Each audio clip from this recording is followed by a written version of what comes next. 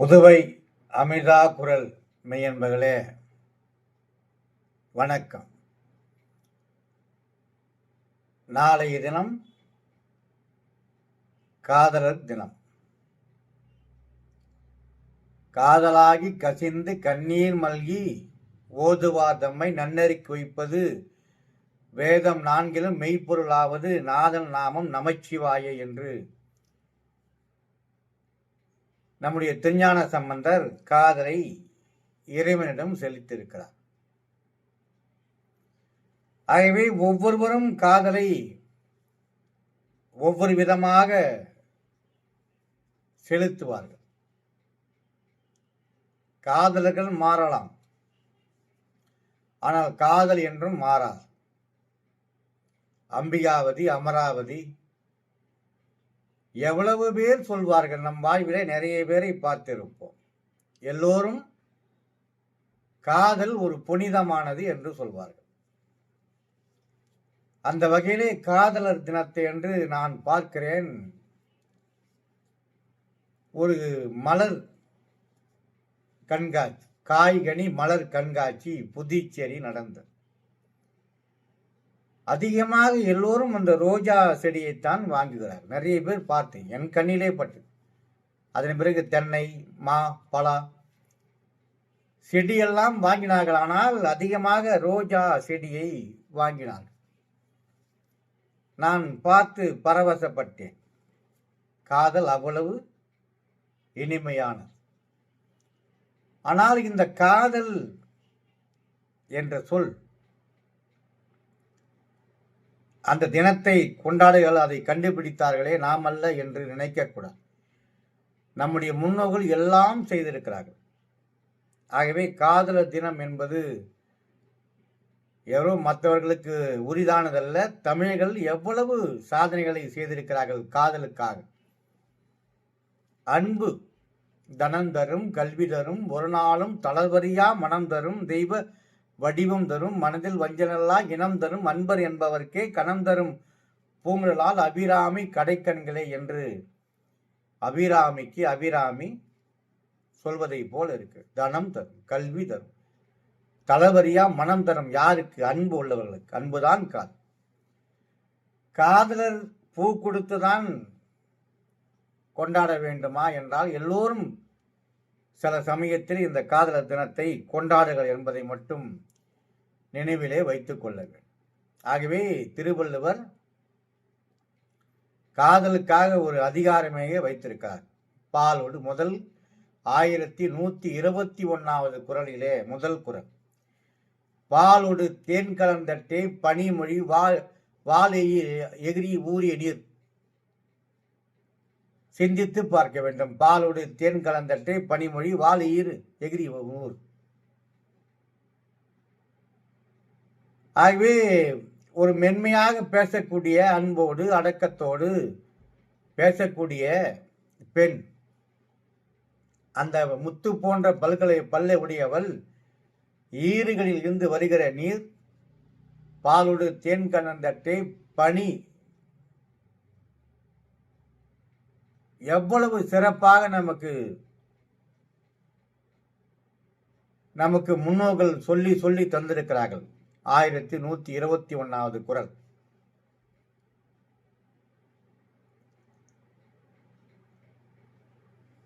பாலோடு தேன் கலந்தட்டே பனிமொழி வாயில் ஊறிய நீர் என்று சொல்றார். வாழையிரு ஊறிய நீர். அந்த பற்களுக்கு இடையே இருக்கிற நீர் பாலும் தேனும் கலந்த சுவையாக இருக்கிறது என்று சொல்கிறான். இவன் சொல்லுகிறான், ஆங்கில படத்தில் தான் அதெல்லாம் இருக்கு, எதெல்லாம் இருக்கு. இங்கே கொடுத்தால் தமிழ் படம், இங்கே கொடுத்தால் ஏதோ ஒரு படம், இங்கே கொடுத்தால்தான் ஆங்கில படம். இதெல்லாம் 2000 ஆண்டுகளுக்கு முன்னாலே திருவள்ளுவர் எழுதியிருக்கிறார். ஆகவே ஒவ்வொன்றிலும் இந்த காய் மலர் கனி கண்காட்சியை பார்க்கின்ற போது எனக்கு இதுதான் ஞாபகம் வந்தது. சுற்றி சுற்றி பார்க்கிறேன், வெறும் மலர்களாக இருக்கு. வண்ண விளக்குகள் ஜொலிக்கிறது.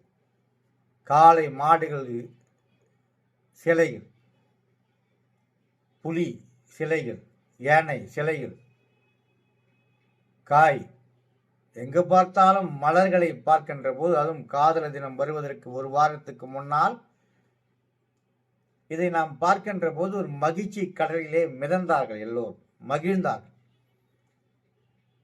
ஆகவே காதல் என்று தாத்தாவிடம் கேட்டால் அவர் என்ன சொல்வார்? காதலால் தான் எனக்கு எல்லாம் வந்தது என்று சொன்னார்.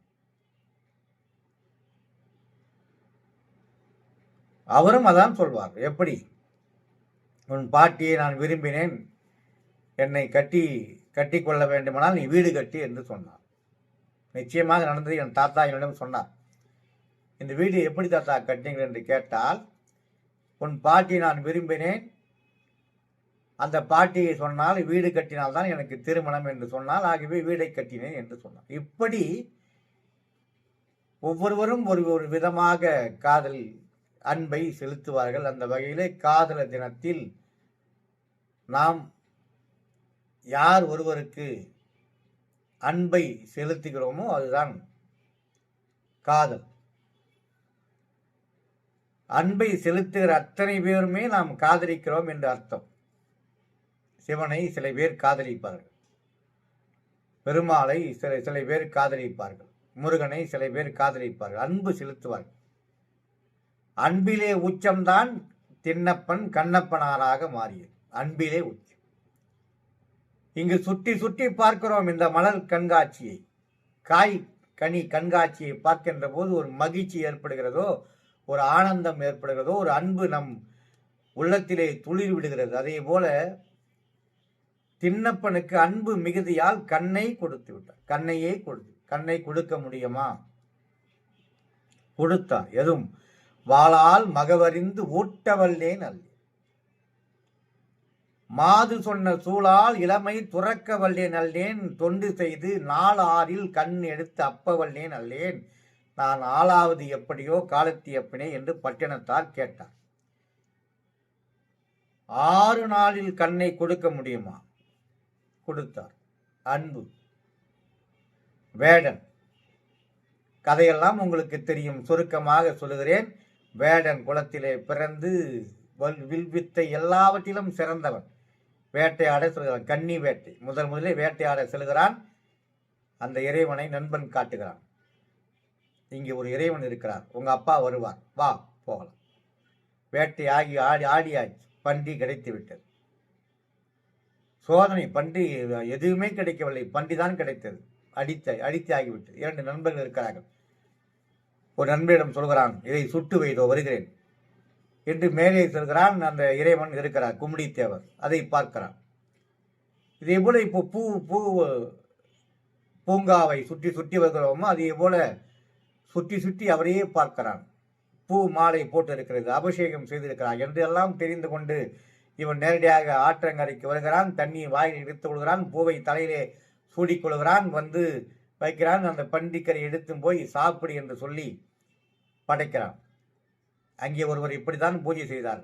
பொங்கலை வைத்தார், திறந்தார் மூடினார், திறந்தார் மூடினார், பூவை வைத்தார், தண்ணீர் அபிஷேகம் செய்தார் என்று சொன்னான். அதே போல செய்தான். பண்டிக்கரை இலையிலே போட்டு சாப்பிடு சாப்பிடு என்று சொன்னான். மறுநாள் வந்தார், பார்த்துவிட்டு பூஜை செய்கிறவர் கோபம் வந்து விட்டது. யாரடா இப்படி செய்துவிட்டார்கள் என்று கடுப்பாக சுத்தம் செய்துவிட்டு மீண்டும் சுத்தம் செய்து ஒரு கும்பாபிஷேகம் நடத்துவதை போல நடத்தி மீண்டும் பூஜை செய்தார். இப்படி தொடர்ந்து 5வது நாளில் சிவபெருமானை பார்த்து வணங்கினார். என்ன இது கொடுமையாக இருக்கிறது, எனக்கு வாழவே பிடிக்கவில்லை என்று அந்த பூசாரி சொல்லுகின்ற போது கனவிலே தோன்றினார் சிவபெருமான். நாளை மறைந்திருந்து பார் என்று சொன்னார். மறைந்திருந்து பார்த்தார். காலையிலே வந்தான், தொடர்ந்து செய்தான். ஒரு கண்ணிலே வலது கண் ரத்தம் வந்தது. துடித்தான் ஓடினான். பச்சையை எடுத்து வைத்தான். இங்க இருக்கிற தோட்டங்களை பார்ப்பதை போல தேடினான். பச்சையை மூலிகை புழிந்தான், ரத்தம் நிற்கவில்லை. என்ன செய்வது? குருநாதர் சொல்லியிருக்கிறார், ஊனுக்கு ஊன் மருந்து என்று சொல்லி கண்ணை எடுத்தான். அந்த கண்ணை ஒரு கம்பால் எடுத்து கண்ணை எடுத்து ஒரு கண்ணிலே வலது கண்ணை அப்பினான். ரத்தம் நின்று விட்டது. ரத்தம் சொட்டி கொண்டு இருக்கிறது. குதிக்கிறான். இந்த பூங்காவை சுற்றி பார்க்கின்ற போது எவ்வளவு மகிழ்ச்சி ஏற்படுகிறதோ அதே போல மகிழ்ச்சியிலே குதிக்கிறான். சிறப்பு. இப்போது சாப்பிடு. ரத்தம் வடிகிறது. அன்பு. இன்னொரு கண் ரத்தம் வடிகிறது. ஐயையோ, இந்த கண்ணை தான் நான் ரத்தம் வடிகிறது, கண்ணை நிறுத்தி விட்டோம், இந்த கண் ரத்தம் வடித்து கொண்டே இருக்கிறது. அதையும் பொறுத்து கொண்டு நமக்கு தெரிய வேண்டும் என்பதற்காக செருப்பு காலால் அந்த இடது கண்ணிலே அடையாளத்துக்கு வைத்துக்கொண்டு இன்னொரு கண்ணை தோண்டுவதற்கு கம்பை எடுத்தான். கண்ணறிய சென்றது. கை பிடித்தது. பார்வதி பிடித்தால் சிவனிடம் சொன்னால் நில்லு கண்ணப்ப என்று சொன்னார். ஆகவே முதலிலே கண் தானத்தை செய்தார். அன்பு எல்லாம் செய்யும். ஆகவே அன்பை நாம் பெருக்கிக் கொள்ள வேண்டும். ரோஜா பூ கொடுத்து காதலியை மட்டும் அன்பு அல்ல, எல்லா இடத்திலும் தாயிடத்திலும் அன்பு செலுத்த வேண்டும், தந்தையிடத்திலும் அன்பு செலுத்த வேண்டும், நண்பர்களிடத்திலும் அன்பு செலுத்த வேண்டும். எல்லாவற்றிலும் அன்பு செலுத்துகிற நாளாகத்தான் இந்த நாள் என்று நாம் நினைத்து கொள்ள வேண்டும். ஆனால் ஏதோ ஒரு கதையை சொல்வார்கள், பாதிரியார் ஏதோ திருமணம் செய்து வைத்தார். அது அல்ல. அன்பை செலுத்த வேண்டும். அந்த நாள் தான் நாள் என்று நாம் முடிவு செய்ய வாழ்த்துக்கள் சொல்லலாம். அன்பை பரிமாறிக்கொள்ள நாளாக இந்த நாள் இருந்தால் அது நல்ல நாள். ஆகவேதான் 14ஆம் தேதி, பிப்ரவரி 14ஆம் தேதி என்றால் காதலர்கள் மட்டும் தனித்தனியாக அமர்ந்து கொண்டு பேசுவதல்ல, உண்மையாக காதலிக்க வேண்டும், உண்மையாக அன்பு செலுத்த வேண்டும். அந்த அன்பை எல்லாரிடத்திலும் செலுத்த வேண்டும். வாடிய பயிரை கண்ட போதெல்லாம் வாடினேன். இங்க இருக்கிற தோட்டத்தை பார்க்கிற